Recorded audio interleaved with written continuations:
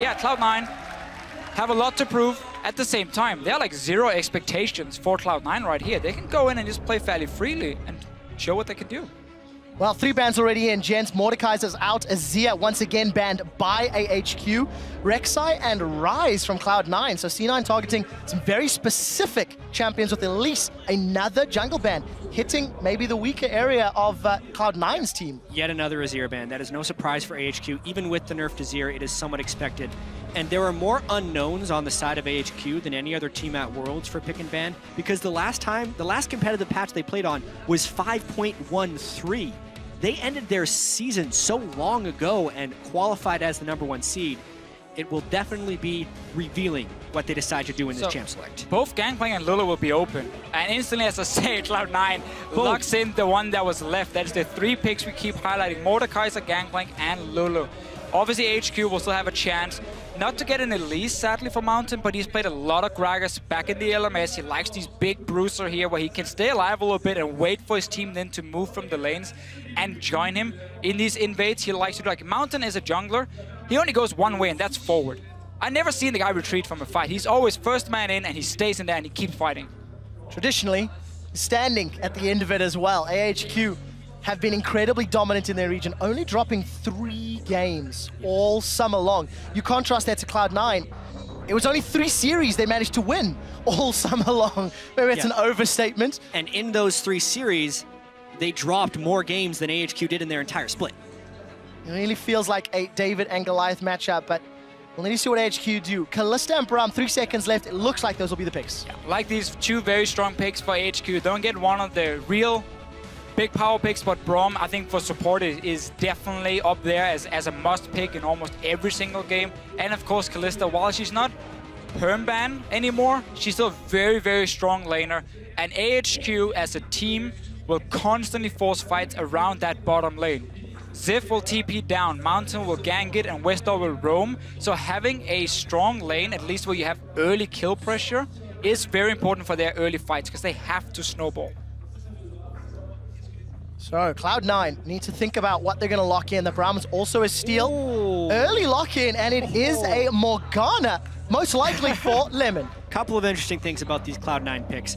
The Morgana is what LemonNation ended up picking after he shied away from Karma, which he seemed really attached to. It's also an old-school counter pick to Braum. I never considered it a counter pick, but it's actually very good against it because you can black shield the stun from the Braum. Additionally, Lee Sin as a champion high has put a lot of games on. It's a champion we expect to see a ton of jungle prevalence throughout Worlds here.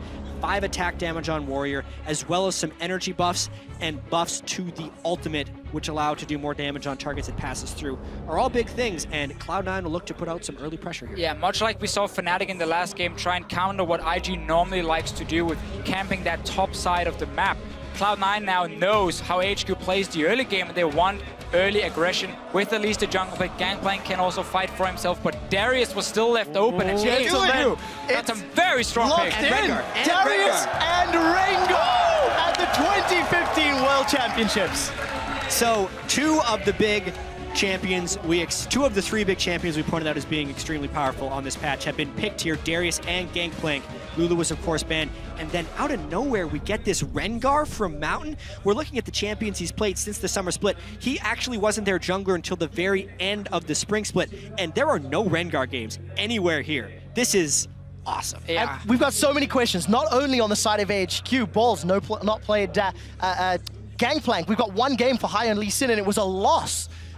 I cannot wait to see how they play in game. 20 seconds left for 2 more picks. Remember, GangPlank is a flex pick. It can go to the mid lane. I might even say it's probably better in the mid lane. You have a free farming lane. But Veigar as well, I love this pick. This is like Christmas. So much. So now we know the mid lane. We're assuming that's Incarnation's Veigar. That's going to be his Veigar. This pick and ban is Christmas. Deficio, I'll give it to you. You have many things to say about Veigar. So Veigar is coming in now as a champion that has been buffed in quite a few patches to slowly under the surface, been getting buffs in there. The last one he got was very big for him. And in this mid lane, as a pick, He's not the greatest early laner. He's not going to destroy your pre-level 6. Which could be worrying against westdoor. Sure. He's yet to pick. He gets to pick a counter assassin. He has to go find assassin against it. He has to. But if you do not shut down the Veigar... It wasn't banned. It's been banned in almost every game against AHQ. If you don't shut down the Veigar before he hits level 11, he will take over the game and he will one-shot everyone. And then westdoor is going to stand on this Fizz here being like, I want to one-shot one guy, and then Incarnation takes out 3 at the same time. So we're going to have to see AHQ use Rengar level 6 combined with Fizz level 6 and destroy Incarnation so he doesn't sit and stack up AP, get his cooldown reduction, and just one-shot targets in the late game. This is going to be such an explosive game. And you know what, Jatt? You said to me, imagine if you have Veigar and GangPlank on the same team. The zone control is huge. And his stun coming down, that burst damage is Ladies and gentlemen, on the bus right here, we were talking about champions we thought we'd see, and all of the champions we got excited about are already starting to trickle through. Every champion pick in the first 2 games has been unique. There have been no duplicate champions from this game to the next, as far as picks. I really like this patch. Now the question is, so far, this is still I just like it. This is still very snowbally, as I'm led to believe. If Darius gets ahead, if Rengar gets ahead, if Veigar gets ahead, etc. It's the meta. It's also the team out of control. Like AHQ needs to fly ahead of the opponent to win, and they do it very often. And they've got the tools to do it again. Here's your team compositions, ladies and gentlemen. They need level 6 this time around for AHQ, and then they can go crazy. Let's find out, because we are exceptionally excited. Jump on Twitter once again, hashtag C9win. Do they have more magic in their tank? Or will AHQ, the favorites coming into this game, pick up their first victory here in the group stages? It is Cloud9 taking on AHQ with Veigar in the mid lane. The tiny monster of evil. And we also get westdoor's Fizz in this game. Yes, westdoor wasn't high in the MVP voting over in the LMS, but it's westdoor's Fizz. He doesn't get to play this champion. And now he's playing it against Veigar. And you know what? It's ADC Kalista.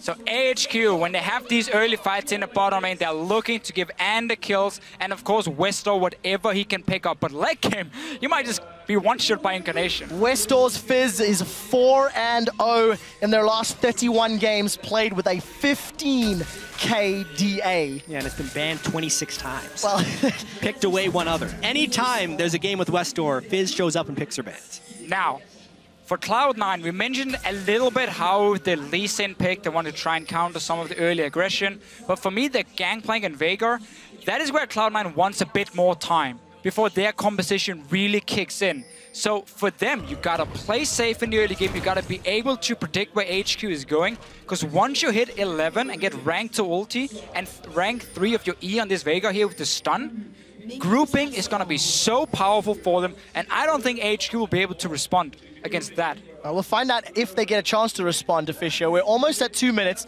Lane swap seems to be initiated by Cloud9. And coming into this, we talked about how maybe a lane swap could have helped Cloud9 overcome some of the tower diving and team fighting strengths in the early game from AHQ. But some of their champions will struggle a little bit. I know there was a discussion regarding Lee Sin and his effectiveness or preference in lane swaps. Really late invade there by Cloud9, but it seems to have actually pushed AHQ down just a little bit. They won't be starting Krugs, and in fact, Cloud9's going to get to start the Krugs. I actually feel like that's an incredibly small win for Cloud9, being able to start on the opposing jungle.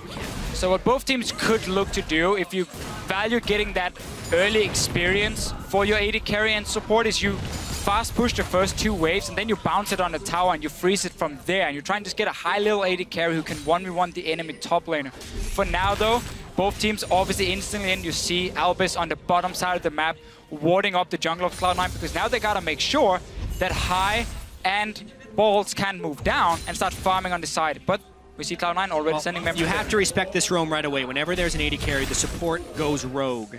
And Albis now looking to do a bit of an invade into the bottom jungle. Slightly vertical jungle, but actually if High doesn't make it over quickly, he's going to be counter-jungling pretty hard. So because Cloud9 up in the top side of the map saw where Rengar and Darius were starting, they knew they were really far away from the bottom side, and that's why they can send Balls in here. But High, as you said, he needs to be down there as well. Otherwise, HQ can just focus and dive. I don't think Cloud9 actually saw the jungle start. They walked through a ward, but then Darius and Rengar dodged below. We'll see whether Cloud9 will be able to respond. Ziv is going to teleport up top, and every time we... High is lost here. He went in, they did not know he started red, so that's why he late warded the red, right, and now he's going down to his own jungle. But because he made the quick reaction, Mountain is also not able to counter jungle red. So, one thing I do want to keep an eye on, every time we look middle, by the way, Incarnation farming with that Baleful Strike, he's already got plus 10 AP for free, and I want to track just how high that goes. You want to know the funny thing about Veigar is you don't even need that bonus AP. Just from standard items, you get so much damage because you have a 1-to-0 scaling on your ulti and on your W. So late game, you're just such a monster. It's more about even the stun duration and the cooldown of his stun, blocking such a massive zone and making it very difficult for Kalista to jump around in a fight. With all the early game action, Balls is the one that's suffering 7 CS in contrast to Ziv's 14. LemonNation did back earlier after doing those Krikes to help babysit Balls in this lane. And we've got an interesting 2v2. It's a very different lane swap compared to what we saw in the last game where Fnatic were fast pushing from the start and AHQ tried to freeze one wave and then send down people to defend. Backfired completely because they were so late. Here we see both teams kind of being happy, just trading experience on top and the AD carry. We see up in the top with Darius being in the one-on-one lane. Yeah. High instead looking for a player on the mid lane. We're not expecting Mountain to do anything pre-6, and westdoor's going in. He's gone in aggressively, and that might be brave. Event Horizon is flashed as westdoor gets past the Christmas bells. Oh, Dark Binding connects on Anne, but there's no follow-up. Exactly, and also they can just put up the Braum shield any time a binding lands so the balls can't shoot through. These are actually really favorable lane matchups for AHQ early in this lane swap. Ziv on Darius should be able to farm up just fine with Doran shields and 4 health potions. Additionally, Anne and Albis can really punish Sneaky and LemonNation, or sorry, Balls and LemonNation in that bottom lane because of the Braum and because of the melee versus range discrepancy. Yeah, never been a fan of the lane swaps where you just trade AD carry for top lane experience. I think top lane has always benefited so much more from getting an advantage. Now in this case, you can see Cloud9 is swapping back. So before it gets completely out of hand, they want to get it back to standard lanes. I like the little play though from high around the mid lane, because you saw the minion wave were pushing slowly down to Incarnation. That meant westdoor, he had to overextend to keep farming as a melee champion, and therefore High knew there was a chance he'd get in, and he forces a flash, which can be key now that westdoor will be under more pressure, and Incarnation is soon hitting level 6. Yeah, of course, Incarnation is going to have that freedom, thanks to his opponent not having flash. I want to mention Balls going toe-to-toe with Ziv's Darius. We've touched a lot on the GangPlank and the Veigar, but Darius, a champion we've not seen in the West at all, because he simply became relevant after the patches, after the tournaments had already ended. What are we expecting out of Darius? He is tremendously strong in melee versus melee matchups, and he's also very swingy in lane. The fact that Balls has had to swap back into this lane with Ziv having a full level on him as well as double CS is putting him in a situation to fail. So Ziv will actually have a large amount of lane pressure and should be able to bully Balls' GangPlank quite substantially here. It was just such a weird start for C9 with taking that camp and then slow pushing it with Sneaky up on the top side, so he barely got an XP advantage over that top laner on their way. So Ziv just picked up so much extra farm, and he's going to continue to be a bully. Level 6 is where he really starts becoming extremely hard to deal with, and he's one of these champions that if he gets going, he can just snowball completely out of control. It's why teams like playing around the top lane. And we had a question regarding Ziv and his champion pool coming into this tournament. He used to be mainly the tank player, being the main engage. He's on Darius, he's on a carry, and so far it's looking good for him. Well, in my opinion, Darius as a top laner has the most overlap between tank and carry. Maokai or Gnar or Shen, the things that Ziv played a lot of in the regular season, are full tanks, but Darius generally builds tank items, and then if he gets Noxian Might up, will gain upwards of 200 attack damage in the late game and become the carry. So the textbook juggernaut, I would say, for Darius. The standard build we see from me is Black Cleaver and then often Dead Man's Plate coming in as well. And I think that's an extremely powerful item on this patch here, giving him a bit of movement speed, and also if he stacks it up to 100, of course, that first hit where he gets the extra damage and a slow is really good for a fairly low mobility champion like Darius. westdoor, taking a little bit of poke. He doesn't have flash, remember. We'll be able to just dance out of this one. Clearing that pink ward's actually pretty high value considering he didn't have immediate jungle support. So that's actually a nice mini win there for westdoor, and his flash is only 2 minutes off from coming back again. You talk about jungle support. There we go. Thrill of the hunt. The stun connects. This will be first blood to westdoor's Fizz. He does get stunned up high. I'm not sure you want this fight. gets some damage down. And the Assassin has got his hands on the gold. Something we hadn't talked about much this game is the importance of the level 6 Rengar gank, and also the importance of Elise Sin having impact before Rengar can hit that point. Not only did Mountain nail his first Rengar gank, 10 out of 10, getting the kill and the flash from Incarnation, Hai hasn't even hit 6 yet, nor has he pulled off a gank that burned any summoner spell. Surprising that the first gank C9 pulls off was very smart, timing the minion wave, pushing in, forcing a flash. There was no return from Hai. A no-flash mid laner managed to take away a pink ward. That should never happen, especially because your jungler has not been paying attention to the side lanes either. So we need to see Hai go in and still use the fact that westdoor had no summoner, or for a few more seconds, 1 minute maybe, he can still be punished. So far, AHQ has been getting everything in this game. Slowly pulling ahead, over 1,000 gold. Every time we look top, Ziv is shoving balls under his tower. We see Sneaky and Lemon being forced down. They're taking unfavorable trades from Albis and Anne. And, you know, Mountain, he wasn't needed. He was able to just power farm his way up to Thrill of the Hunt. And the problem now for C9 is the fact that if you do not have lanes pushing against the Rengar, it is very difficult to get into the jungle and start warding deep where you can spot him using his ulti. You can't even deep ward in the lanes either to see if he's coming from there. So suddenly Mountain, every time ulti is ready, should have the opportunity to surprise Cloud9. No flash for Incarnation this time around. westdoor has ulti. You can just return to the mid lane and do exactly the same thing again. Yeah, I should also note the early gank from Hai did burn the flash, but that's pretty much all he did. Exactly, but we need the follow-up then. Yeah, and he's missed that follow-up. westdoor again has flash, and his mid laner is the one sitting without. It's really a lot about Incarnation trying to passively farm here to get his ability power up, and Balls' GangPlank passively farming to get extra gold from his barrels, because outside of that, Cloud9 doesn't have many windows for success here in the early game. And Incarnation, of course, running cooldown reduction per level runes for himself, get the 3.75% for masteries as well. And then he's Athenes, and he can start making some plays. But Mountain, we just mentioned it, he's back towards the mid lane. Incarnation is standing very far back, though. Yep. Not going to be at risk of getting caught this time. As we've crested 10 minutes, AHQ have that 1,000 gold lead. And a touch on that early game graph, they accelerate as they get closer to 20. Incarnation may be in trouble. He's going to get far enough away. And small misplay from Mountain. And I think actually Incarnation played that really well. It was greedy of Mountain to pop Thrill the Hunt so early, but Incarnation was constantly dashing in and out of where turret range would be if Rengar jumped on him, and Mountain was not willing to engage himself in a full-on turret dive, so nice job there. And a very important thing to highlight with Veigar's stun in this matchup. Let's just see the bot lane first, though. LemonNation doesn't look to go aggressive, but you can not dash through the stun of Veigar. So when he gets the warning that Mountain is coming, he can just pop down the stun near himself, and Rengar will always get stunned on the way in and should not be able to one-shot him or at least lock him down. So Incarnation, as long as he stays far enough back and gets the warning and not hawk a buzz or whatever, so someone can jump in and kill him, he should be okay. Plus 58 ability power on Dark Matter, almost 3 amp tomes already. And outside of a big CS discrepancy in the top lane, it's not looking great for Cloud9. AHQ continue to just play for the long game. Yeah, the one saving grace here for Cloud9 is this bottom lane. Tristana is a pick that mainly caught on in North America. And this is specifically what they do for it. They continually push up, they get the explosive charge on the turrets, and they shove them down as quickly as possible.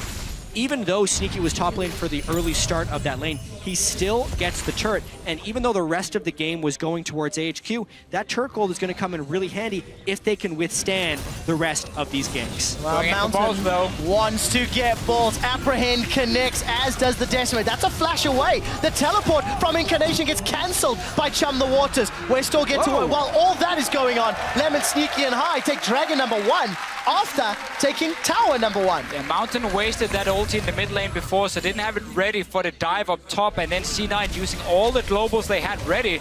Hai just making westdoor use a bit of mana, and now he cannot clear the wave because they're already pushing on it. And Cloud9 is rotating around Sneaky to get the explosive charge on turrets as quickly as possible and trying to punish the low wave clear of the Fizz mid. Cloud9 is still very much in this game, getting the dragon, avoiding the dive in the top lane, and also getting that bottom turret. It is putting the emphasis on AHQ to start fights, which shouldn't be a problem, but they haven't found the fights yet. One of the main things for Tristana when she became a pick was that she was good in lane against Kalista. You could out-trade the Kalista with the early trades because you had your E doing the physical damage, and then once you get towards these towers here, because Kalista is a fairly slow wave clear and basically very limited before Hurricane with the wave clear, Tristana will always get the 4-5 hits with the bomb exploding. So C9, when you have a Veigar, when you have a Tristana and a Black Shield, that's a very, very strong siege composition for them against absolutely no defensive wave clear on the side of AHQ. So AHQ are looking to open up the map soon and start fighting. They do not want a longer laning phase. They need to start getting these roams and creating these picks. Otherwise, Cloud9 can just easily group. Incarnation is getting very close to his 11, and then suddenly it becomes very bad for AHQ. Well, AHQ do look to secure their first tower in a moment or two. The next wave is busy conga lining down. Ball's still 35 CS down, but while he's unable to defend top, AHQ are under pressure middle. It looks like Lemon will be aiding Incarnation, and High's just waiting in the wings. So what Sneaky wants to do here is push up the bottom lane to apply pressure and force someone to defend, and then he can just rotate to the mid lane, group up with Incarnation, and take down this mid tower. You can see him already move away and start moving through the jungle, or at least trying to. Then they spot Rengar on a lot of these deep wards, and now he can safely just jump away. Very, very good wards from C9. They know which lanes to play around, bottom side and mid lane, because those are the outer turrets you're aiming for. Let Balls just try and farm whatever he can up top. So Mountain's first ultimate was fantastic. The following two, optimistic. They have not paid off. Just a quick difference in their item builds as well. Moby Boots, both warrior enchantments. Moby Boots for Mountain versus the Sightstone for High. So still fairly squishy on both sides of the jungle camp. And this would normally be the time in the game where AHQ would be taking advantage, but they just strictly don't have the wave clear, and that's the stun! Oh, he's down! Sneaky gets the kill, even an assist for Balls. They're gonna turn their attention to the tower as that cannon barrage helps to clear the wave. C9 might be behind in gold, but this composition when it gets to siege on a tower is so deadly. You see the stun, the chain CC coming, and you just burst down one target. They are so far ahead in map pressure as well. Oh. westdoor would have to fight, and they just keep chaining. Cloud9 is on a rampage. Oh, there we go. Wait for Eventhorizon to come back up, and Incarnation will say, I'll have another. They've decided to back away for now. Look at westdoor. He was in the river. And because Ziv was called down, Balls gets free time in the top side. The pressure and the tempo is so heavily in Cloud9's favor, it is catching AHQ way off guard. AHQ in the LMS is used to playing a laning phase where they always get slightly ahead. They're then used to getting out of the laning phase and just take team fights left and right, and they win them and they get so far ahead of the other team. Now, they're suddenly against a group of guys who can simply move up to a tower as a unit and just slowly but surely they look for a pick or they just take down the tower, and AHQ needs to respond by flanking them and getting a massive team fight. And this game could very easily become a bloodbath with the way it's progressing. Both teams have multiple turrets down, and LMS, much more than North American or European LCS, fight over the dragons, specifically if the other team is trying to chain them. It was actually really strange that Cloud9 was able to get that first dragon, which means AHQ is putting even more priority on preventing the second one. And since Cloud9 does have turrets down already, the next course of action would be to start securing those dragons. This fight in 90 seconds could be massive. Level 11 for Incarnation. He's got 120 bonus ability power thanks to that passive on Baleful Strike. And we did see AHQ grouping around the dragon. So for Cloud9, where is their next move? Mountain does have Thrill the Hunt on, and he's thrown it down. Really poor ultimates after that first gank so far. I mean, what was he hoping to accomplish with that? He ulted and he wasn't willing to face check in to get vision because honestly, he may have died. I think he was, also just checking. Is there anyone hiding around here? Do I get a marker? Do I get a warning? But it does mean for the team fight now, near this dragon, it is not there. And the way for AHQ again to engage just highlighted they have to be able to flank in. Otherwise, Incarnation can just land the stun, deal the damage. Oh, that was so close. If westdoor jumped in, that Primordial Burst could have just insta-gipped him. I will say, from the earlier push that Cloud9 did on the mid lane, it does feel like AHQ is not well prepared for this Veigar pick. And Incarnation has put a lot of practice in on it. Jatt, who would be prepared for the Veigar pick? It's Worlds. You have to be prepared for anything, and this is the value of some of these different picks. Whether or not you can find the proper counters for Veigar, this is what's looking like close to the first westdoor and AHQ have seen of it. 2,000 gold ahead. Cloud9 are after falling behind at the 10-minute mark. Dragon and Vision, way north of Dragon, is fully secured. Cloud9 should not be surprised. But look at westdoor Mountain off to the left-hand side of your screen. And this is another beautiful thing about this Veigar pick is once you start fighting around objectives, your stun can just cover a complete entrance. How on earth is AHQ gonna walk into this Dragon if they walk straight into the stun? They might have to. They have teleport on Ziv, and they're giving up the second Dragon already. Cloud9 with a fantastic performance. Let's be honest, surprising many. A lot of people anticipated AHQ to do well, and this Veigar pick has thrown the game on its head. Incarnation gets caught by another Chum the Waters, flashes defensively high, forced a safe card out. We did see the Glacial Fissure go down, as well as the Cannon Barrage. And at the end of the day, a lot blown for nothing. TP used from Ziv as well, but it quickly cancelled, realized there was no fight to be had as C9 already jumped out. But we mentioned this in Champs, like we talked about it during the early game, how for Cloud9 it was just all about not falling behind in the early stages of the game. Wait for Incarnation and wait for Sneaky to scale up a little bit and then to start sieging away. And as you said, Jatt, before, AHQ so far have been looking for a few picks with Mountain, but he's been very far from finding anything. Yeah, Mountain's Rengar has not been impressive. His first gank was good. Everything after that has completely missed the mark. The deep wards from Cloud9 are in all the right places to stop Mountain from being able to push. And despite, here's the huge thing, despite balls going into that top lane against a Darius, beginning down 20 CS and a level, he was down 40 to 20 and level 5 to 4. And even though he lost his turret early on, he's stuck right in there, and he's been able to use his global somewhat offensively. Huge credit to Balls' GangPlank, his most played champion in Korean solo queue during the boot camp. He is doing good work against Ziv, AHQ's strongest player. The key really for C9 with this early game is the fact they had that Tristana into Kalista lane on the bottom side. With the Morgana to just continue pushing the lane over and over. So while they were losing on the top side, going even on in the middle lane, with Incarnation dying once to the gank, they were winning the bottom lane. That gave them an opening to get on an outer turret and get into the jungle of AHQ and start placing some of these deep wards you see on your map now, making it even harder for Mountain to pull off an ulti. We do see that wave clear being so useful. westdoor, wow, he's decided to go aggressive. Balls is being caught out, Chum the Waters goes up, and westdoor makes that look so easy. But Cloud9 said they want to fight in the mid lane. The dunk faster, Darius is about to get dunked.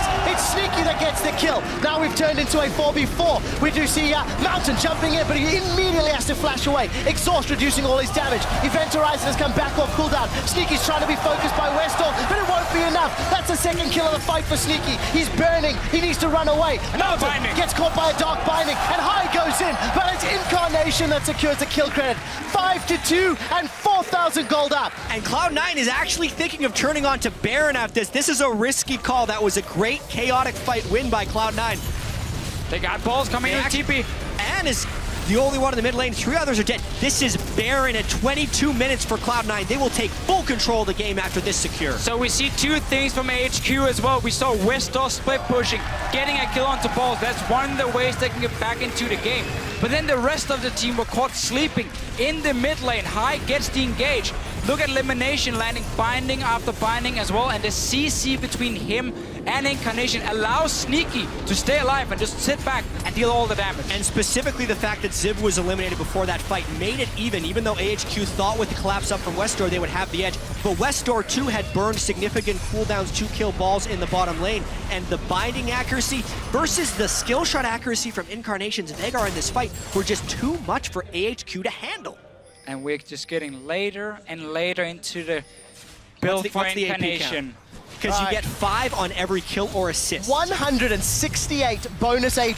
Right. Currently, Incarnation has 497 ability power at 22 minutes. A Baron as well, and they are now sieging the inhibitor turret. It is down. This is exactly why Tristana is such a big pick in the North American LCS. The instant you get an edge, you get to snowball the turret. He found Mountain! And Mountain's jumped in, but he's down. It's Balls that takes him out. Zip got stunned by the Event Horizon, and he's forced to flash away. Sneaky goes in aggressively. Red buff is ticking. Buster Shot gets eaten by Albis as Anne eats a huge crit for dinner. The inhibitor will be dropping, and there are minions pouring the bottom line. They might go for the end. That's 20-second death numbers on 2. You got westdoor has no ultimate. Keep pushing, keep pushing. And they are pushing. Nexus turret number 1 is being focused. Another the stun! Event Horizon catches westdoor, and he may need to take the door. The exit. Cloud9 look for the second Nexus turret. It is being focused down. The satchel charge is on. It's ticking and burning. That drop will drop shortly. The Event Horizon catches Anne, but he is able to QSS away. Second item QSS. There is no damage. Cloud9 are on the Nexus, and they will take down the #1 team from the LMS. 23 minutes and 58 seconds. One of the fastest games of the year come against AHQ, the #1 team from the LMS, and Cloud9, a team who at one point in the regular season was 9th. What an upset in this group stage. The analyst desk before this game here, every single one of them mentioned something that C9 had going for them that could win the game. We had Cloud9, and we had high on his shot calling. We had, of course, Incarnation and Sneaky as the 2 carries as well. Both of them stepping up big time in this game. But this composition for C9 when it comes to sieging is so powerful. And AHQ had 0 wave clear. Such a risky comp. And there were so many unknowns about AHQ coming into this event. And Deficio, you and I were actually talking last night. Cloud9 had a lot of different ways in which they could win this game. We didn't get a chance to talk about it because it was over in 24 minutes. But if Incarnation could outperform westdoor, pressure and shove the mid lane so westdoor could not roam, if Zib could not have a dominating performance on a new champion, and if Sneaky could win the 2v2 against Anne, all of those things happen. Really, the Sneaky versus Anne in the bottom lane for me. C9 gave up the first spot in the mid lane. It looked like, okay, you're losing top. Are you going to start losing mid lane as well? Where is the pressure going to come from? Bottom lane. Tristana pick from Sneaky, LemonNation on the Morgana. Get that early tower, get the D-board, start rotating Mountain. I'm not sure what he was doing with the ultis. 24 minutes. He wasn't even close. This game was over in under 24 minutes. Obviously, Baron buff timing with the Trist makes it easier to shove down turrets, but man, did they close that fast. We got so excited in Picks and Bets.